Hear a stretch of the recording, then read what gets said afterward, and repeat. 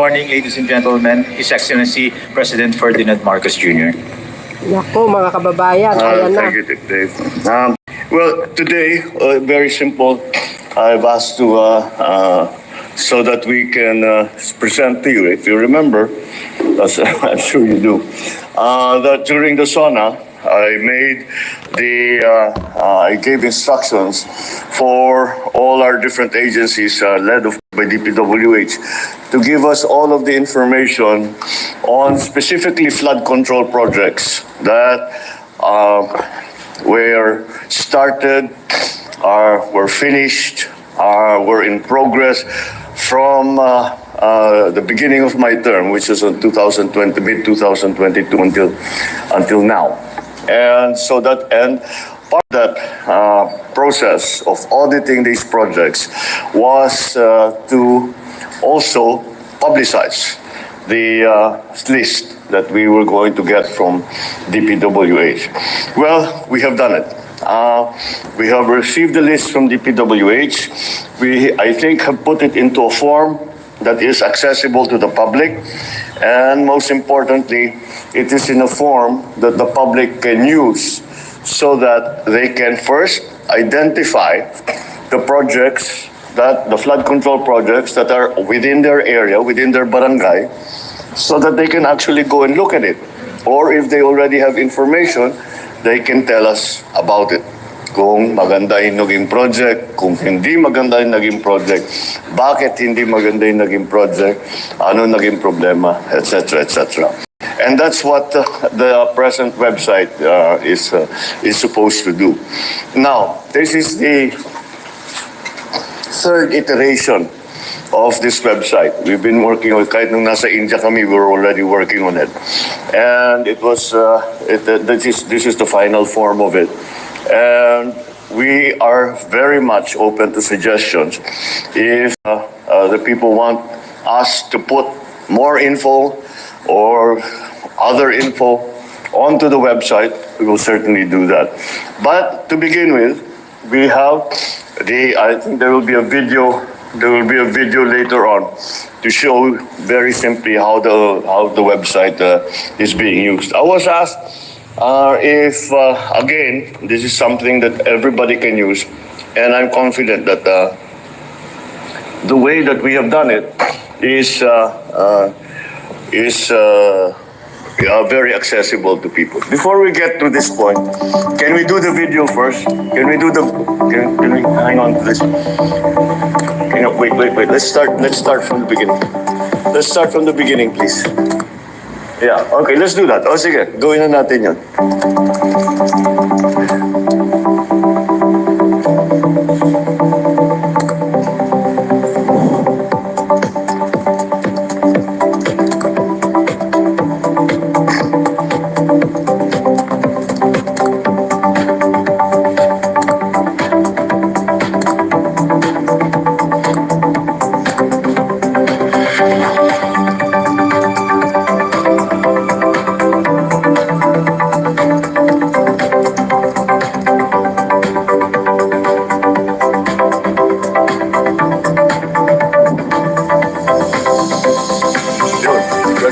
Feature that we just added na pwede mong hanapin sa mapa. And then, beyond that, this is the street map. Pero maraming overlay yan. May overlay pa yan na satellite picture.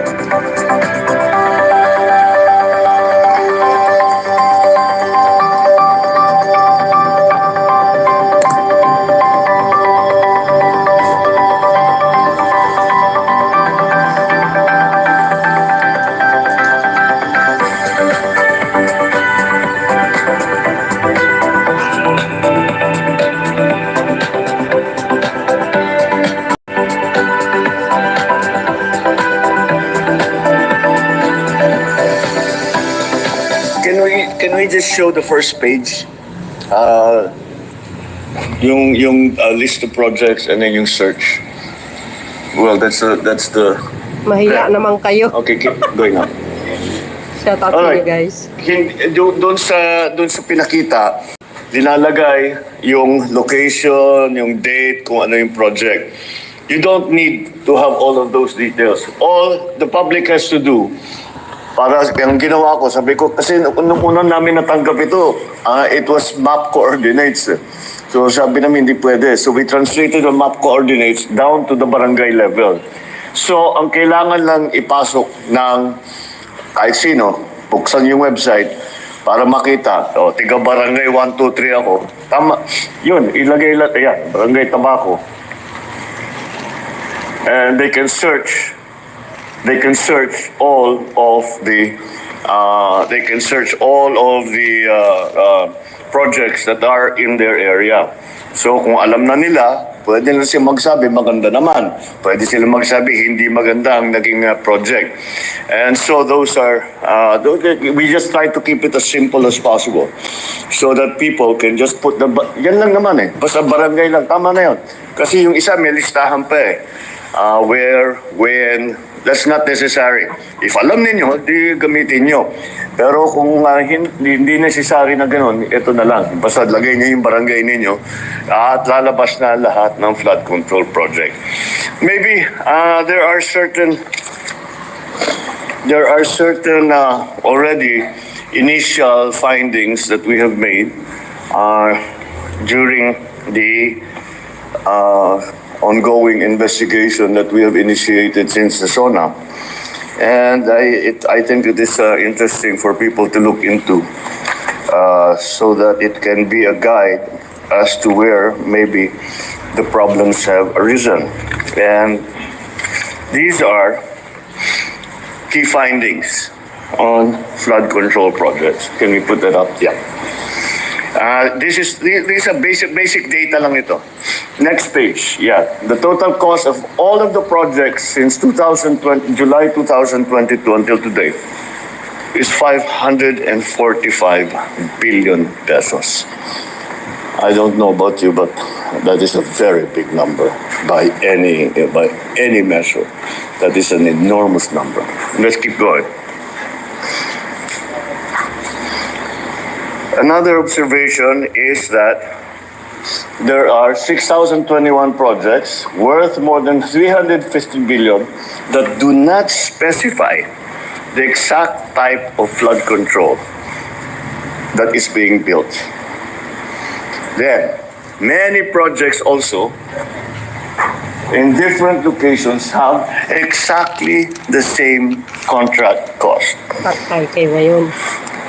I think anybody who works in either the private sector or the public sector, pag sinabi, may 50 project, pare-pareho, 150 million lahat. Patay kayo ngayon. Pare-pareho lahat. Imposible yan.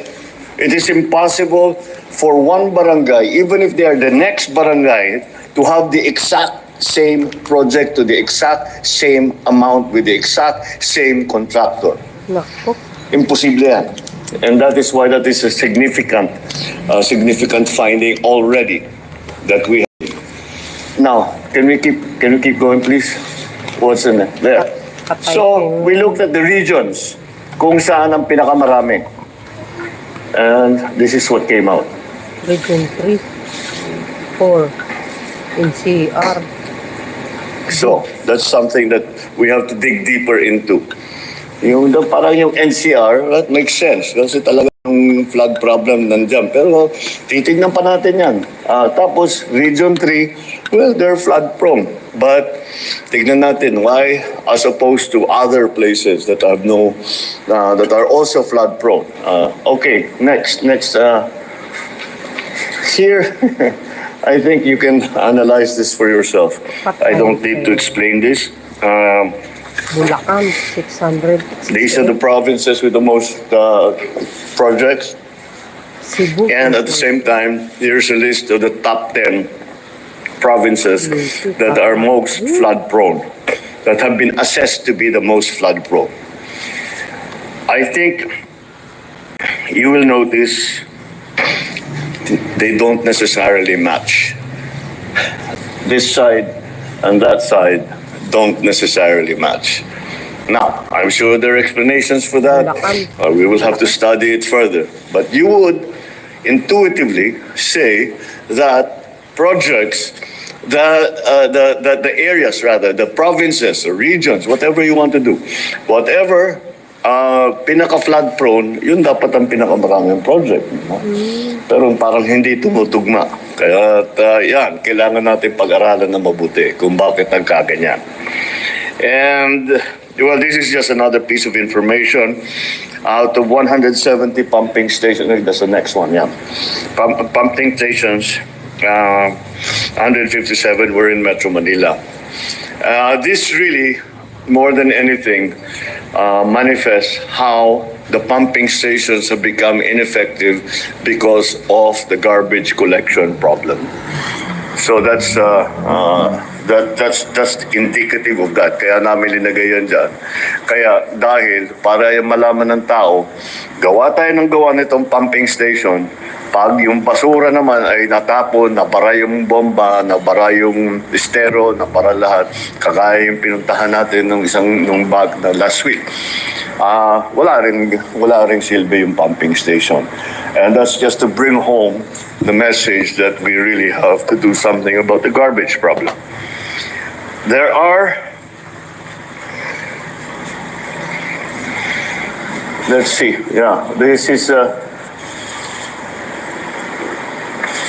all over, there are 2,409 contracting entities, which is understandable. Kasi sa local, ganyan talaga yan. May AA, AAA, yun lang ang pwede niyong gamitin. And pag yung maliliit na project, the local can do it already. So that's not, just to show paano yung nagkahatian. However, this is another disturbing assessment statistic. 20% of the entire 545 billion budget napunta lang sa 15 na contractor. Sa 15 na contractor na yan, 5 sa kanila ay may kontrata sa buong Pilipinas. Patay kayo ngayon. Keep going. Allah. Yeah, with the flood, ito na yung listahan. And this is what I was talking about. 5 of these 15 contracts projects in almost all regions nationwide. Ang justification sa pagpili ng kontratista ay para sasabihin, pagbigyan naman natin yung local. Di ba? Para naman yung mga maliliit na contractor, may trabaho naman sila. Mas mabilis kasi kung local. Kausap mo yung tao again, my experience as governor is that as much as possible, we try to do it by local. Kasi pwede namin, may madali. Sabi, bilisan nyo na, bakit wala pa? Pwede mong anihin. You have some influence over the thing. But that for me was the one that stood out very much. 5 of these contractors had projects in almost the entire country. Naku.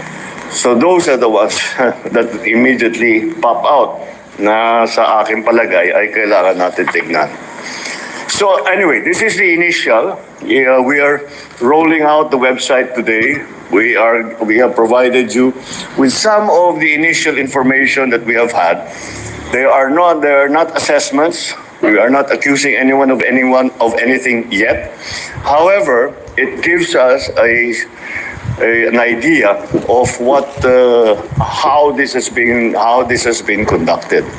So I hope people will take advantage of this, and as I said, there is always a way for them to give their comments.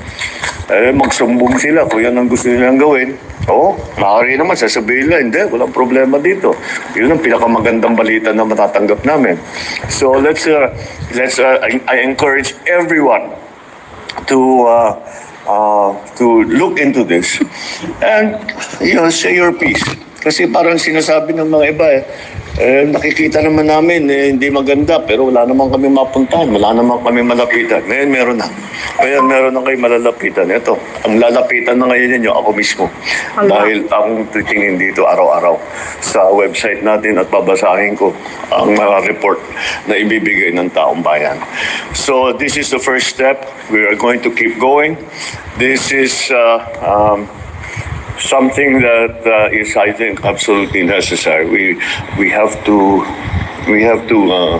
clean our ranks. This is it might be a little painful. Baka masarpot dyan yung mga tao na malapit sa atin. Ngunit kahit malapit sila sa atin, mas malapit naman siguro sa puso natin yung taong bayan. Kaya sila ang unahin natin. Alright. I think that's just a preliminary briefing, and thank you, and I'll take some questions. Thank you very much, Mr. President. Mr. President, the first question will come from Alvin Baltasar, Radio Pilipinas. Mr. President, magandang umaga po. Hi, sir. Good morning po. Mr. President, Mr. Ramon is offering to solve the flood problem in the National Capital Region. What is your take on this? Thank you. What else? What else can you say? You know, this is why we have. This is the reason why, from the very beginning, I always said the private sector needs to be part of everything of our national development. Hindi pwedeng ganon. Now, yung proposal ni Ramonang is also certainly very welcome. Because you know we've seen projects, maganda naman ang mga nagiging resulta. He's able to bring it in on time, and you know the man is an engineer, so I'm sure he has pinag-aralan niya na mabuti yan. He's actually given me already this briefing before. And however, there is still another side to his proposal, and the other side of his proposal, I will fix the flooding problem. I will desil the areas here in Metro Manila anyway. But the mayors, the LGUs have to take care of the garbage problem. Tama. It simply doesn't work until we have a solution to the garbage problem. We have a proposal for waste to energy solution in Manila, City of Manila. So baka naman, so that I think that will go on, but that's only for Manila.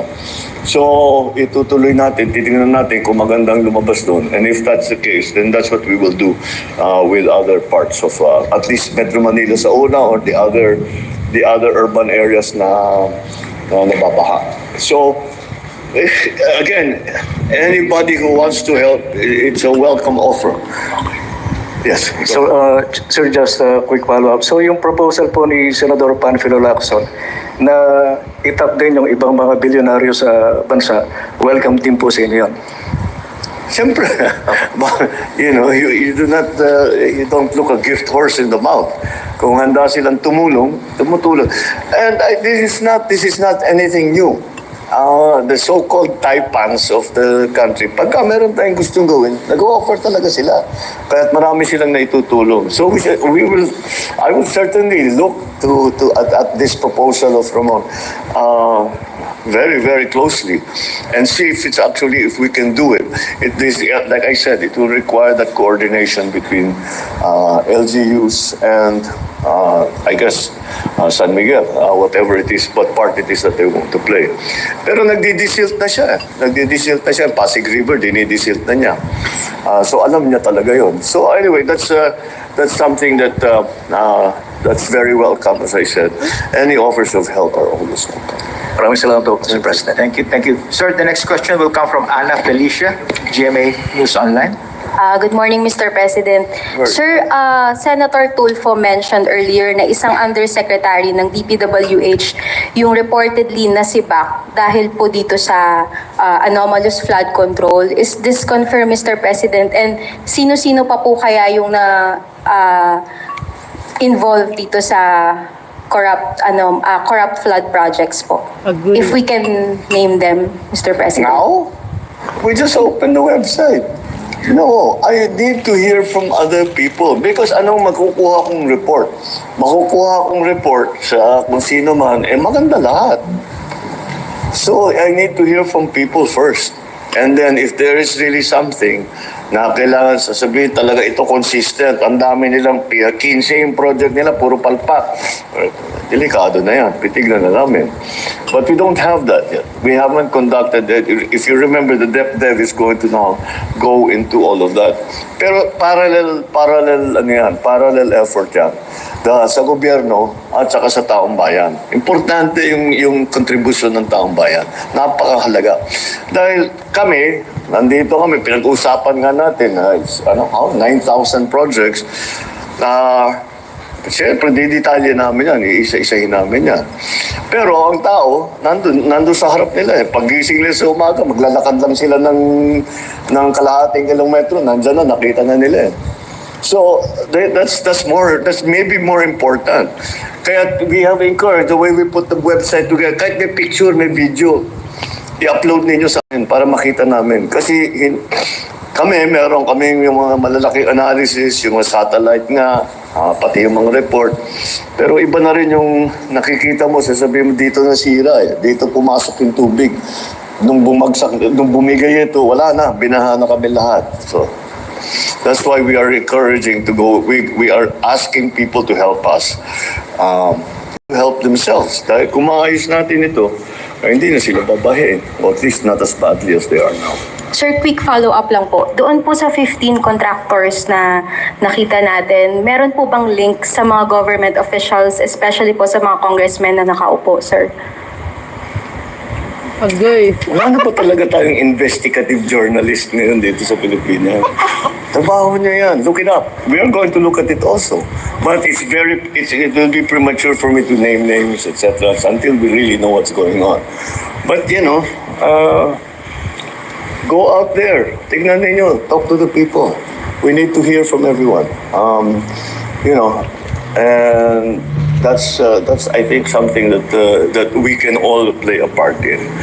I know that once this comes out, that kung ano-ano makapapasok na reklamo, kuminsan justified, kuminsan hindi, dahil may alitan for political or whatever, natalo sa kontrata, the usual thing. But we'll still go through every single one.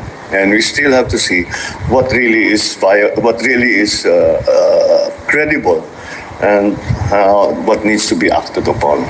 So let's also be fair to everyone and not say, ito si ganito, ito si ganyan, tanggal ka sa trabaho, unless we have a good idea of what went wrong. Thank you, sir. Thank you. Thank you, sir. The next question from Evelyn Quiroz from Filipino Mirror. Good morning, Mr. Good morning. President. Ito pong presentation niya na website, ito po yung base na po ito sa inventory na sinabmit po ng DPWH. Yes.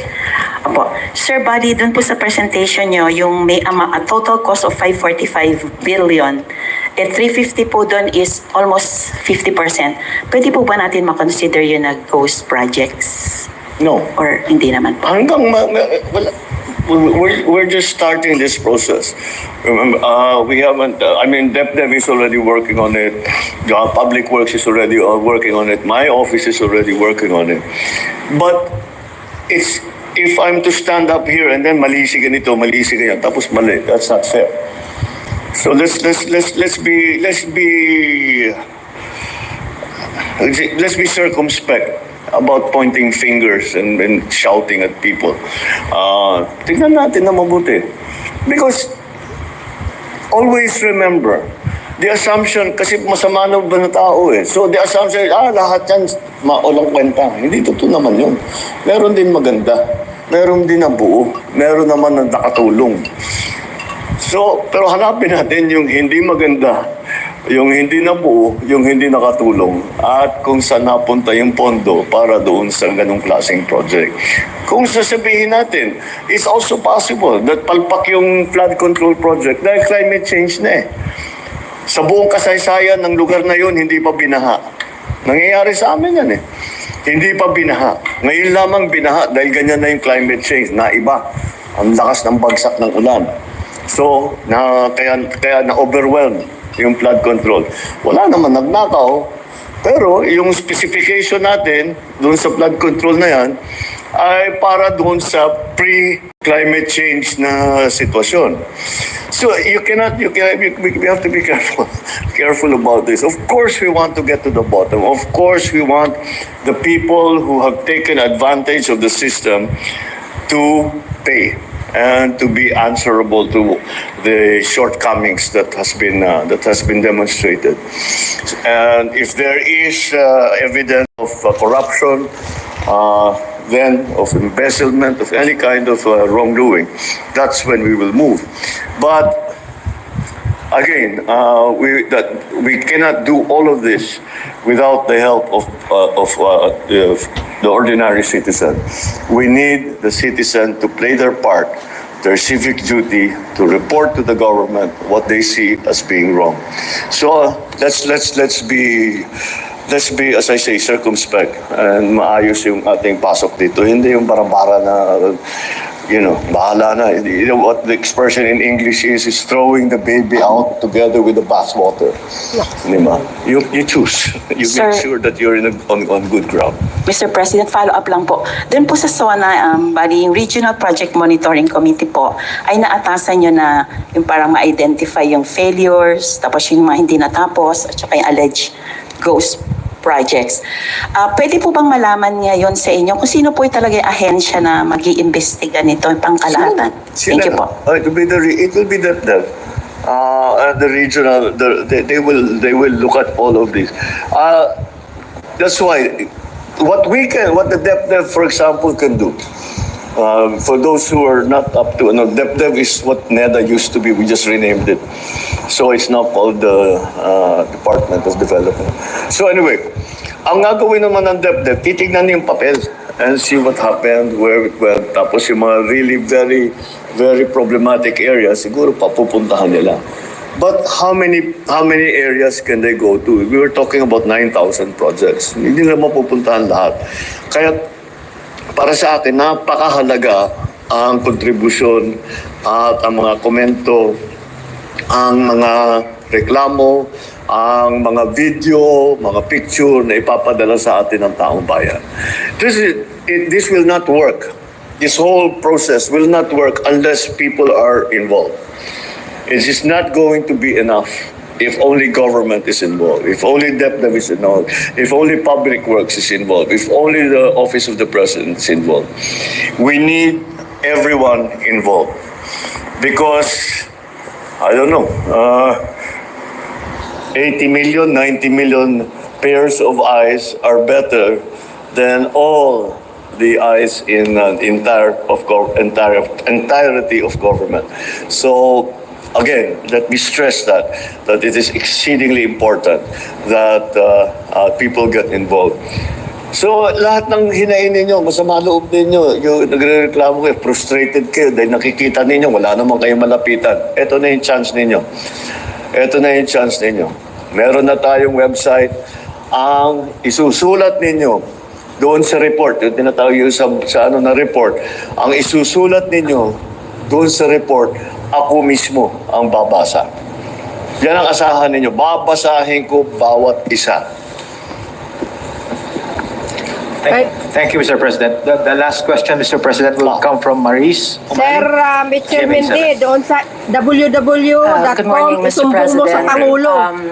Pardon me if I may have Yung to po- divert a bit from the issue this morning because this is a breaking story, Mr. President. To be far vessels in Bajo de Masinloc were just water cannoned today. And there's a heavy flotilla of Chinese vessels, more than our vessels from the PCG and BFAR. They have around 30 vessels and we have 10, so we are outnumbered, obviously. What immediate actions will the administration take specifically for this particular incident, and how will you respond, sir, to China's complaint from your recent statement in India, in your state visit to India? Let's take the second part of your question first. I don't know what they're talking about. Playing with fire? I was just stating facts. We do not want to go to war. But I think if there is a war over Taiwan, we will be drawn hihilain tayo sa aya't gusto natin. Kicking and screaming, we will be drawn and dragged into that mess. Whatever you do, come on, wag na tayong hope. I love this saying, hope is not a plan. I hope it doesn't happen. I hope it doesn't. But if it does, we have to plan for it already. And that's what I was talking about. How do we get our people out? How do we protect kung magkagulo, gera na nga dito. Malapit na sa atin. Ano nga gawin natin? Okay lang, normal lang yan. Pababayaan na lang natin. Kung sino pasok labas dito sa atin. Hindi naman pwede yun. So we'll have to do something.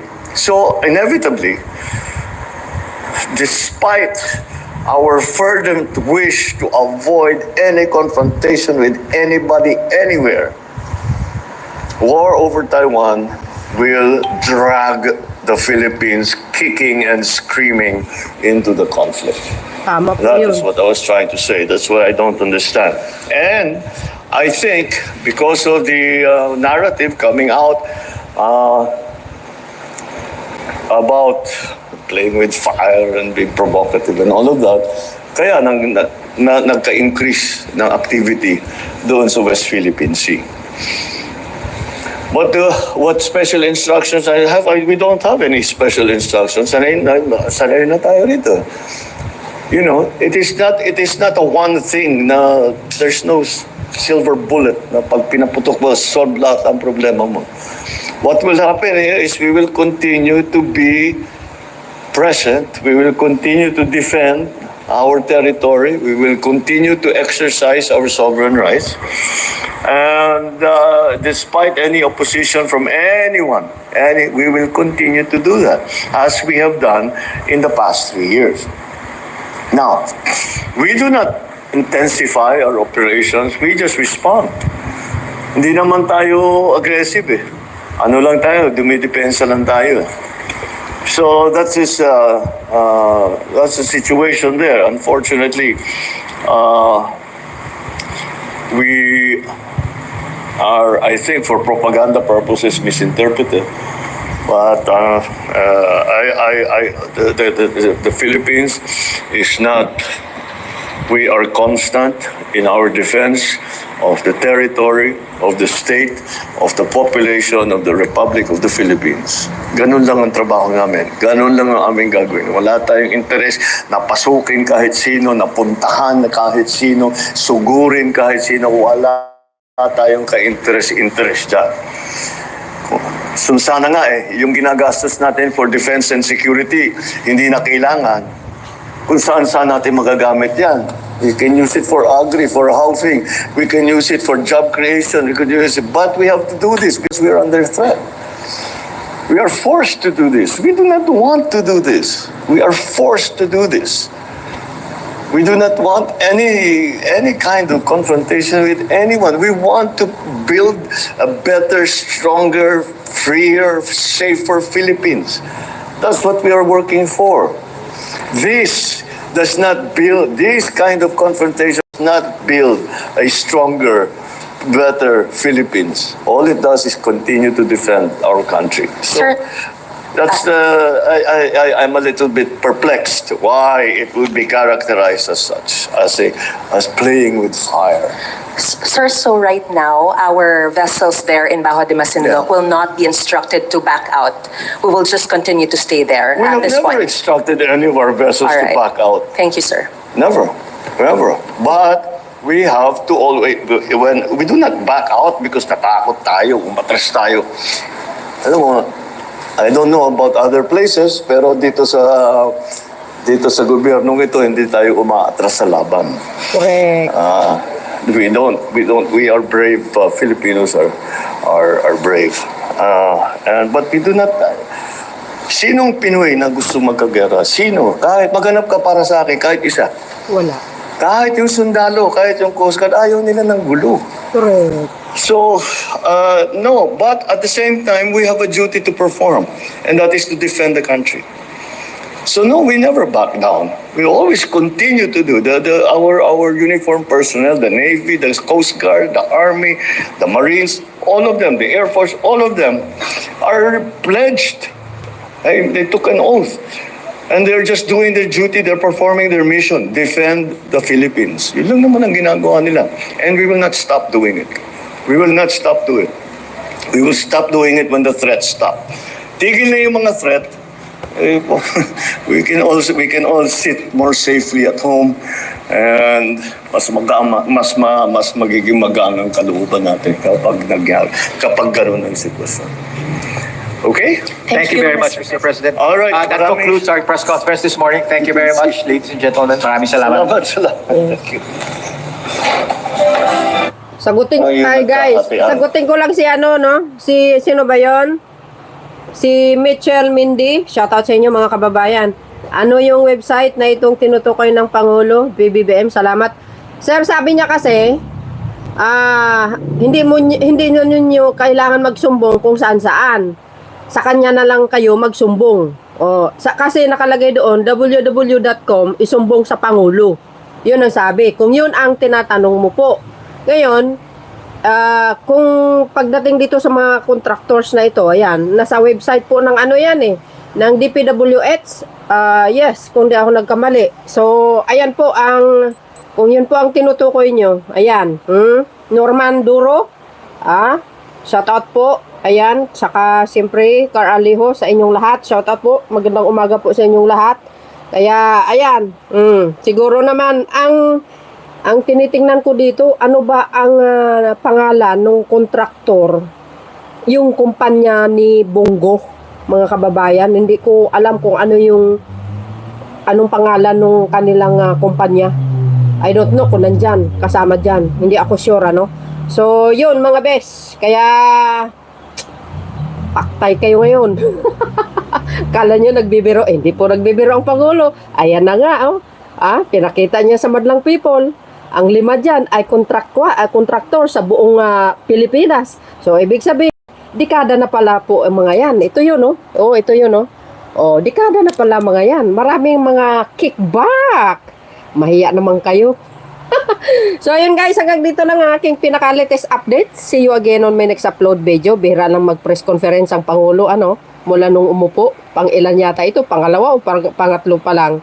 So, magandang umaga po. God bless everyone. Mag-ingat po kayo. Bye and babush. God bless Philippines. Shout out sa mga Marcos loyalists, supporters, Filipino and OFW. Babush!